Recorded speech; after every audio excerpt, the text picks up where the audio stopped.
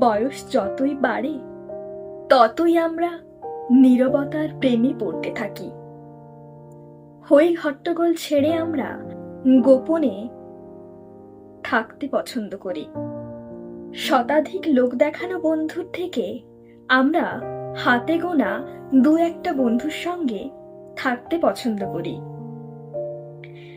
দেখনদারি সম্পর্কের ঊর্ধ্বে গিয়ে কারো কাঁধে মাথা রেখে সূর্যাস্ত দেখতে পছন্দ করি আমরা।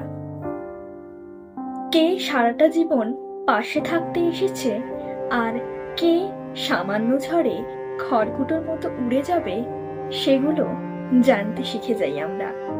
অপ্রত্যাশিত অপমান, নিন্দা আর বিশ্বাসঘাতকতায় আমরা চুপ থাকতে শিখে যাই।